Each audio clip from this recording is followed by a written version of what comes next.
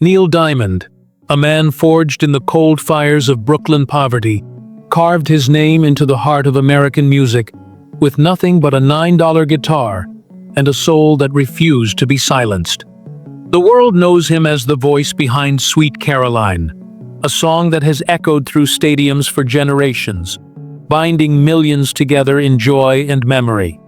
He is one of the best-selling artists of all time, with over 130 million records sold worldwide, 17 top 10 albums, and a place in both the Rock and Roll Hall of Fame and the Songwriters Hall of Fame. But behind that legacy lies a story not glamorous, but devastating. 2 shattered marriages, children he barely knew, a loneliness so profound that fame could never fill the void. And now, at 84, Parkinson's disease turning his final years into a battle, fought in trembling hands and failing balance. Before we begin, if his music ever gave you comfort in dark times, leave a like as tribute to a man who turned suffering into sacred art, who bled on stage so that millions could heal. Behind the thunder of global fame lies a cruel truth.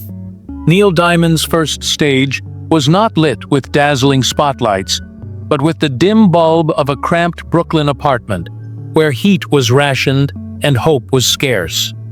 He was born on January 24, 1941, in Brooklyn, New York, as the world tore itself apart in World War II. His parents, Akiba Kiev Diamond and Rose Diamond, were Jewish immigrants from Russia and Poland, 2 souls who carried faith in their hands and hunger in their pockets. His father peddled dry goods door to door, chasing nickels through the bitter cold, while Rose kept the household stitched together with prayer and patience. Winters were merciless. The wind slipped through window cracks. The heat barely held. The family moved from one cramped apartment to another, never staying long enough to plant roots or catch their breath. Neil learned early that nothing stayed. Not warmth, not security, not even love's gentle touch. The apartments smelled of boiled cabbage and old wood, the walls so thin he could hear neighbors arguing, babies crying, radios crackling with war news. He shared a bedroom with his younger brother Harvey, sleeping on a mattress that sagged in the middle, blankets that never quite kept the cold away. When his father was drafted into the army, the fragile calm of their small world shattered. Rose gathered what little they owned, holding her 2 boys close as she boarded a train bound for Cheyenne, Wyoming, a place so vast and foreign it might as well have been another planet. The journey took days, rattling through America's heartland, past landscapes Neil had only seen in school books. When they arrived, the Wyoming sky stretched wider than anything he'd ever known, and the silence was deafening. There were no familiar voices, only the whistle of the wind and the ache of distance. At night, while his mother mended clothes under a dim bulb, her fingers moving with mechanical precision to earn a few extra dollars, Neil wandered into the local cinema. He sat for hours in the dark, watching the singing cowboys on screen, their voices steady, their hearts unbroken. Gene Autry, Roy Rogers, men who seemed to carry the weight of the world but made it look light. Those melodies reached him in a way words never could. That's where he learned that a song could make loneliness sound beautiful, that music could turn suffering into something people wanted to hear. When the war ended and they returned to Brighton Beach, the ocean air carried salt and promise, but the struggle remained. Rose worked as a bookkeeper, Akiba returned to peddling, and Neil watched his parents age faster than time allowed. He became an observer, a boy who felt everything too deeply. While other kids played stickball in the streets, Neil scribbled poems on scraps of paper, trying to turn confusion into clarity. At 15, everything changed. A $9 guitar, a gift from his parents that they could barely afford, arrived on his birthday. It was chipped, out of tune, strings that cut his fingers when he pressed too hard. But to Neil, it was salvation.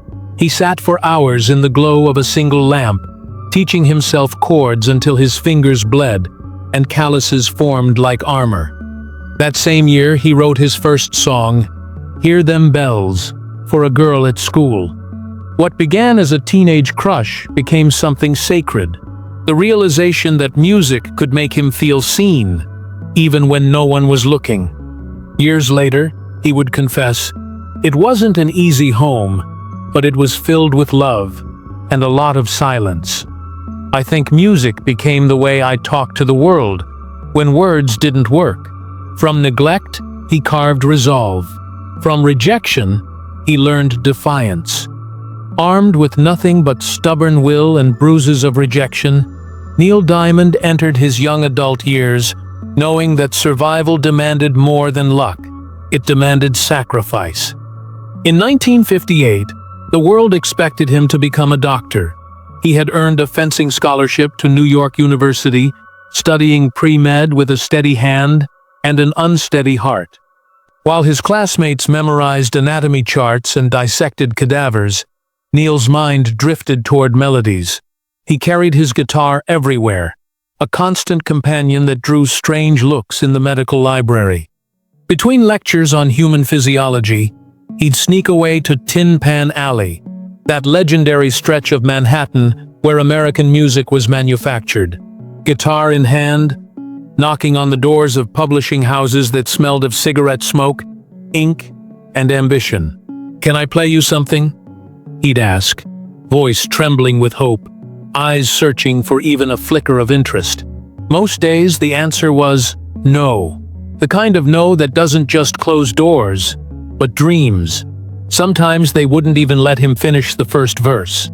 "Too slow," they'd say, or "not commercial enough." But he returned the next day, and the next, wearing the same threadbare jacket, carrying the same battered guitar case. Every rejection added another brick to his resolve. Every slammed door a reminder that the only one left open was the one he built for himself. By 1960, he made a choice that changed everything, a decision that would haunt and define him in equal measure. He walked away from college, just 10 credits short of a degree that his parents had sacrificed everything for, to take a $50 a week job writing songs at Sunbeam Music Publishing. His father's face when he heard the news, that mixture of disappointment and disbelief, would stay with Neil forever. It wasn't a job, it was a gamble with fate. $50 to chase a dream in an industry that chewed up and spat out hopefuls like him every single day. The Sunbeam office was small, cramped, with a piano that hadn't been tuned in years. He shared the space with other hungry writers, all of them competing for the same scraps of attention. Winters were merciless in that unheated room. He wrote until his hands cramped, his stomach empty, surviving on coffee and the occasional sandwich from a corner deli. He wrote love songs, heartbreak songs, songs about places he'd never been, and feelings he knew too well. Too sad, they said, too strange, too personal. He was too honest for a business built on imitation, too raw for an industry that wanted polish. When Sunbeam let him go after 16 months, Neil found himself adrift in Manhattan, young, broke, and invisible. His world shrank to a rented room in a building that should have been condemned, his hope to a whisper that kept him awake at night. He lived on 35 cents a day, carefully counted out each morning, enough for coffee and a roll, if luck was kind and the baker gave him yesterday's bread. Some nights he wandered the streets just to stay warm, watching the city that didn't care whether he made it or disappeared. He took odd jobs, anything to survive. He worked as a singing waiter, performed at bar mitzvahs for $20, wrote jingles for products he couldn't afford to buy. He slept where the city forgot him, above Birdland, in a dusty storage room that echoed with jazz from below, the music seeping through the floorboards like a lullaby. He'd sit at a broken piano someone had abandoned, his breath fogging in the air, and play until his fingers bled and the sun came up. I wrote, he later said, because I had nothing else. Writing was breathing. Then came 1966, the year that changed everything, when fate finally looked his way. A producer named Jeff Barry and his partner Ellie Greenwich, legends in their own right, heard his demos and saw something the world had missed. They heard hunger in his voice, truth in his lyrics, something that couldn't be taught or manufactured. They signed him to Bang Records, and within months, Cherry Cherry exploded onto the airwaves. The song had a rawness, an urgency that cut through the polished pop-dominating radio. It climbed to number 6 on the Billboard Hot 100, selling over 1 million copies in a matter of weeks. Suddenly, Neil Diamond was no longer invisible. Radio stations wanted interviews, magazines wanted photos, promoters wanted concerts, but success came at a cost that no one warned him about. The grueling touring schedule tore him away from his first wife, Jay Posner, a high school sweetheart he married in 1963, when they were both too young to understand what forever meant. Their 2 daughters, Marjorie and Ellen, barely knew their father's face behind the fame, recognizing him more from album covers than from memory. He missed first steps, first words, birthdays that came and went while he was in another city, another stage, another crowd. The world saw a rising star, but behind the cameras, the truth was different. A man drowning in applause, gasping for air. By 1972, Neil Diamond was no longer a hopeful songwriter, but a global phenomenon. That year alone, he sold over 5 million albums, dominating both the pop and adult contemporary charts. His concerts filled arenas from New York to Los Angeles, 20,000 people singing his words back to him, and his income soared past $2 million a year, an astronomical figure for the time. He owned a sprawling estate in Malibu, overlooking the Pacific, with marble floors, grand pianos in every room, and a garage filled with luxury cars. The world saw triumph, wealth, and adoration. But behind the velvet curtains and champagne toasts, Neil Diamond was suffocating. He worked relentlessly, recording album after album, performing night after night, until his voice cracked and his body begged for rest. The isolation was profound. Fame, he discovered, built walls higher than any poverty ever could. He could fill a stadium with 50,000 voices singing his songs, yet return to an empty hotel room and feel utterly alone. His first marriage collapsed under the weight of his absence. Jay filed for divorce in 1969, taking their daughters Marjorie and Ellen with her. Neil barely fought it. How could he? He was rarely home, and when he was somewhere else entirely, lost in melodies and tour schedules. His second marriage, to production assistant Marcia Murphy in 1969, seemed like a fresh start. They had 2 sons, Jesse and Micah, but fate had other plans. The same demons that destroyed his first marriage haunted the second. The relentless touring, the obsessive need to create, the inability to let anyone truly in. By 1994, Marcia filed for divorce, and the settlement cost Neil $65 million, one of the largest in Hollywood history. The world saw a man at the peak of his career, selling out Madison Square Garden 10 nights in a row. But behind the gold records and platinum plaques was a father who had lost his children twice, a husband who couldn't hold love, and a soul drowning in the very success he'd fought so hard to achieve. Power, as Neil Diamond discovered, carries a heartbreaking price. When Neil Diamond first stepped onto the stage in 1996 to perform what would become one of his signature concerts, the cameras captured a man in his prime, commanding the crowd with effortless charisma. But they could not capture the storm raging inside him, the guilt of 2 broken families, the weight of children who called him a stranger. His daughter Marjorie later revealed in an interview that she barely knew her father growing up, that birthdays passed without his presence, that holidays were spent waiting for a phone call that rarely came. "He was married to his music," she said, "and we were just the audience." The pain of that truth haunted Neil for decades. He tried to rebuild those relationships, flying his children to his concerts, writing songs as apologies. But time, once lost, is a cruel master. It doesn't return, it only reminds. While the world celebrated his music, Neil grieved what it had cost him. Then, in 2008, came another blow. His beloved mother, Rose, passed away, the woman who had held him through poverty, who had believed when no one else did. Her death shattered something deep within him. He canceled tour dates, retreated to his Colorado home, and for weeks, he could not sing. When she died, he later confessed, "A part of me went with her." The following years brought no relief. In 2018, at the age of 77, Neil was diagnosed with Parkinson's disease. The diagnosis came like a thief in the night, stealing the ground beneath him. "It can't be," he told the doctor. "I have work to do." But Parkinson's doesn't negotiate. It creeps in, slow, cruel, patient. It takes your rhythm, your balance, your certainty. For a performer, it is the most merciless of thieves. The man who once glided across the stage now stumbled on flat ground.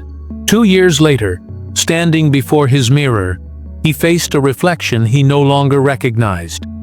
And so, with tears in his eyes, he made the hardest decision of his life. After more than half a century, he stepped away from the stage. "It was with great reluctance," he said, "but this is the hand God's given me, and I have to make the best of it." In 2026, Neil Diamond stands not as the invincible performer the world once knew, but as a man who has learned that survival requires grace. Today, at 84, the disease has advanced. The once fiery gestures are slower now, his steps deliberate, his voice softer, yet his eyes still carry that spark of defiance. Some days are kind, others merciless. His fingers stiffen, his muscles rebel, exhaustion hangs heavy. But even on those days, he hums to remember, to resist, to live. "I still sing," he says, "because when I do, everything inside me still works together." His net worth stands at $300 million, earned across 6 decades of sold-out tours and songs that stitched themselves into America's soul. He lives in Colorado, in an $8 million mountainside estate built of timber and glass. The property spans over 10,000 square feet. Inside, gold and platinum records line the walls, not trophies, but memories. His recording studio sits beside a bay window overlooking the Rockies, where a grand piano waits for moments when Neil still writes.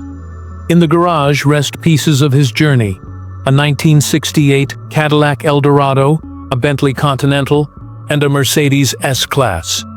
His wife, Katie McNeil, whom he married in 2012, has been his rock through the Parkinson's battle. His 4 children, now grown, often gather with their grandchildren, filling the house with laughter. "They remind me," he says, "that life isn't about the spotlight. It's about who's there when the lights go out." Though he no longer tours, his music continues moving the world. His Broadway musical, A Beautiful Noise, draws standing ovations nightly. He has donated millions to Parkinson's research, children's hospitals, and veterans programs, always quietly. These days, mornings begin slow. He walks through his garden, cane in hand, Colorado, wind on his face. He sits by his piano, pressing keys, not to compose, but to remember. "I used to chase the world," he said recently. "Now I let it come to me. There's no regret, only peace. The kind that comes when a man has given everything and found beauty in surrender." Neil Diamond's life is not just fame or fortune. It is the song of a man who turned loneliness into art, who made millions sing while fighting battles they couldn't see, who gave his soul so completely the echo will never fade. Because what matters is not how loudly we sing, but how bravely we keep the music alive.